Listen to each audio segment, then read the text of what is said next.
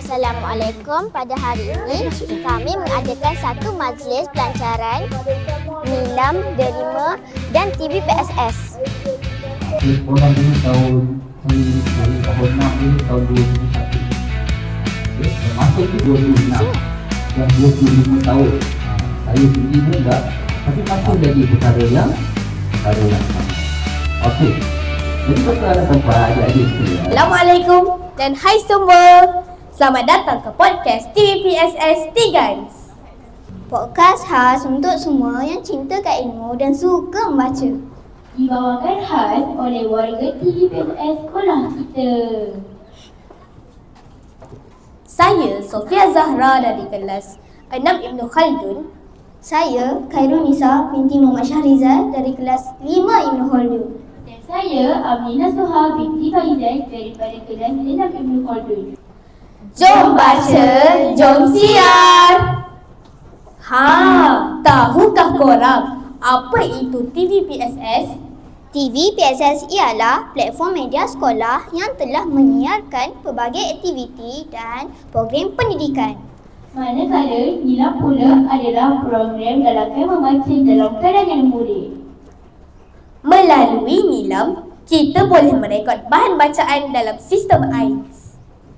Meningkatkan ilmu pengetahuan setiap hari. Tahukah korang, TVPSS juga ada hadiah dan anugerah hebat. Ya, antaranya anugerah ikon TV PSS peringkat negeri. Anugerah ini diberikan kepada murid yang aktif dan berbakat dalam TVPSS. Contohnya dalam pengacaraan, penyuntingan video dan penyampaian berita. Ini peluang untuk korang mengenal bakat korang.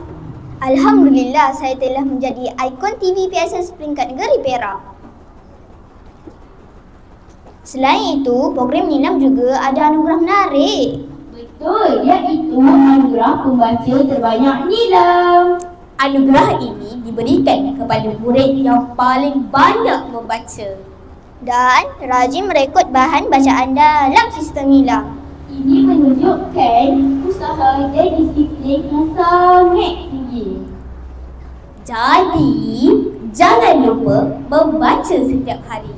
Korang pun boleh jadi pembaca terbanyak. Tip pertama, pilih buku yang korang minat. Tip kedua, baca setiap hari walaupun sedikit.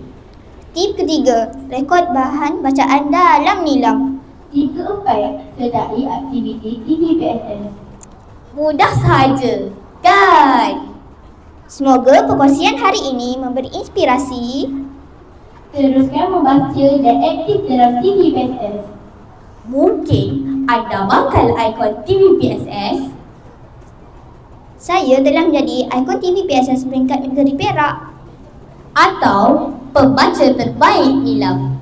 Saya antara pembaca terbanyak Nilam 2025 dan 2026. Jom baca, jom siar. Sekian, terima kasih.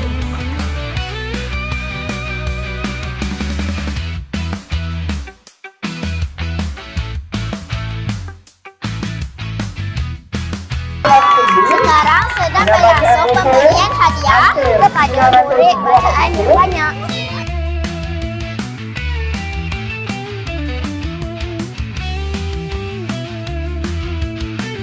Tanya kepada murid-murid. Apa sebenarnya pihak Tuan ini datang dengan hari ini dan